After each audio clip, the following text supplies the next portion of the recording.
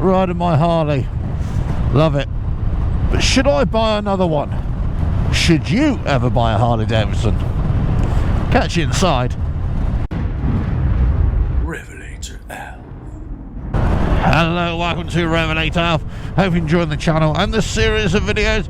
Don't forget to subscribe, like and share.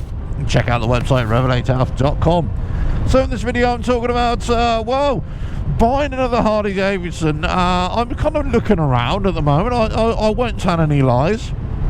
Not to replace my Sport Glide, because I absolutely love this bike, as you know.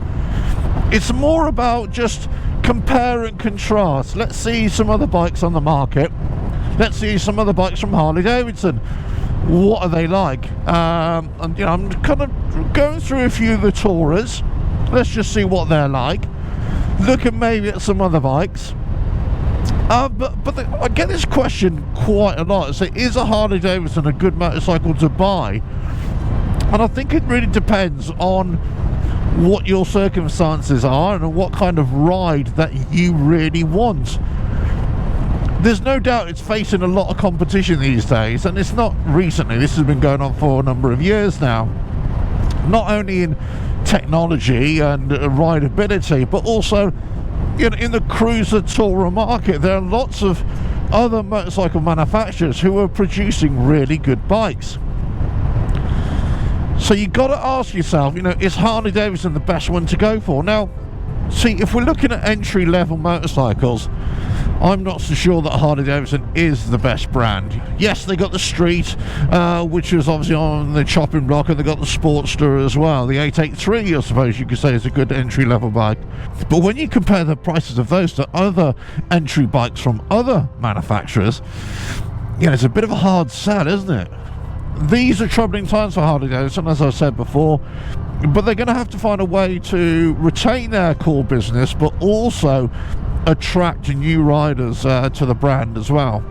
With the street bikes, they weren't a major success. They were produced in India, but India produces really good motorcycles, you know, like the Royal Enfield, the Hero, whatever, that are cheap to buy, cheap to run. Whereas the Harley Davidson was just a little bit more expensive. It was kind of rejected in the United States because it wasn't really built there. And around Europe, it's kind of had medium success. I mean, you know, I was told there's whole warehouses full of these things, and they just can't sell them. And that was well over a year ago, a couple of years ago. I think the key thing here is that if you're going to buy a Harley Davidson, you're going to have to want to buy a Harley Davidson. It's not necessarily because it's the best bike when you compare it to other motorcycles. It's because you either like the look of it, you like the sound of it, you like just the notion of owning a Harley Davidson, the brand, as it were. When you start comparing it to other motorcycles, you know, like for like from other manufacturers, you soon come up against a few issues. Pricing is a big one, but obviously technology, value for money, the amount of equipment that is standard on other motorcycles that isn't standard on Harley Davidsons that you have to pay for. But then you could apply this to any other manufacturer as well, you know, that produces base motorcycles, and then you have to buy them. But the other motorcycles that are selling expensive or equally as expensive motorcycles do tend to sell a more complete package.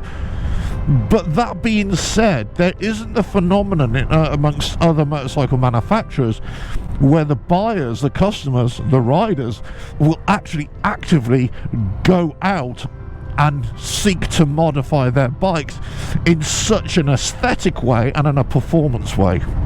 Yes, it happens, of course it does, especially in performance-wise, but not to the same degree.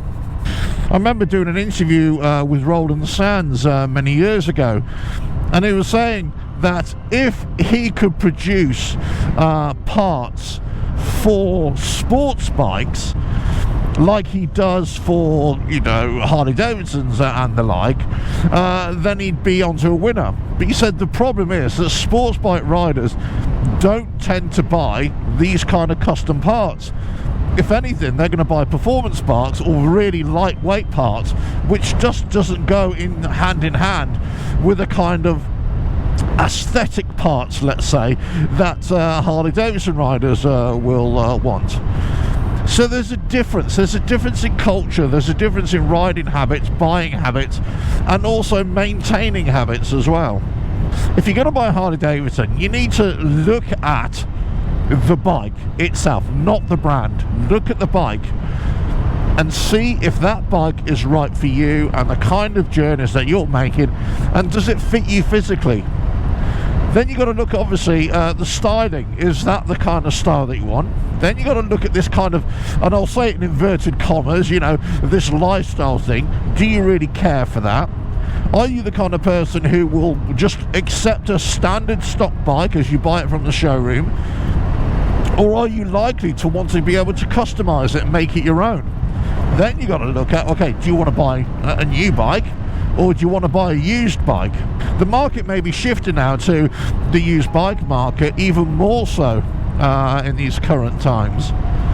So, you know, there are deals to be done. There will be deals to be done on used Harley Davidsons from previous owners who spent a load of money on them, updating them with performance upgrades, stage upgrades, let's say. And that means that you don't have to pay for that yourself. So you're onto a winner already. If you can find a low mileage example, then that's the way to go. For me, Harley Davidson is a question of not necessarily the technology or the rideability. It's a question of expectation. What do you expect from a Harley Davidson? Now, for every rider, that's going to be a different thing, isn't it? But we've got to look at trends. You've got to look at new generation coming through and who are most likely to buy that, and then will the product match those expectations, those desires, those wants, those socially accepted rules of the future. That's why the Sportster is under growing pressure. That's why the Street hasn't really been a success. So they're looking at motorcycles that it's a round peg in a square hole, or a square peg in a round hole, whichever you want to call it. They're probably producing motorcycles for the entry-level rider, and also for the younger rider that they just can't sell to. And the market for the company is with new motorcycles. It's not necessarily going to be with older motorcycles. Where they're going to make their money on the older motorcycles is the parts. But then the parts, there's so many aftermarket options available now for Harley Davidsons in general, that, you know, they're going to be hard pushed to compete with those cheaper aftermarket parts as well. They are in a conundrum, and you as a new rider, or a new Harley Davidson rider, or prospective Harley Davidson rider, are in the same conundrum as well, the same dilemma. Do you go for a Harley Davidson? Do you ride one? Now, I think you can't go on reputation. Lots of people will go on reputation. I meet people every day who sneer at Harley Davidsons or wax lyrical about Harley Davidsons, but they don't really have experience of them, or they only have experience of them. There isn't a broad sense of appreciation of all of the motorcycles. Look, you either like what you like, and some people are really defensive about it. But I think the newer generation coming through are not so defensive about a particular brand. They just want products. They want a product that works, and they want a product that is going to suit their needs. Does Harley Davidson have that? For some people, undoubtedly yes. Other people, undoubtedly no. We're on the cusp of changes within that company, within their model range. Let's just see. I mean, let's just see how that pans out. Whenever I look at a motorcycle, whether it's a Harley Davidson or another brand, you know, I sometimes get accused of this as I'm only a Harley Davidson channel. I'm not, actually. I've never set out to be. I'm a channel about what I'm riding and what I'm experiencing. I'm riding a Harley Davidson right now, so that's where a lot of the current content comes from. But it's a lot more than that. I like all sorts of motorcycles and all sorts of styles as well. But I always look at it from this point of view.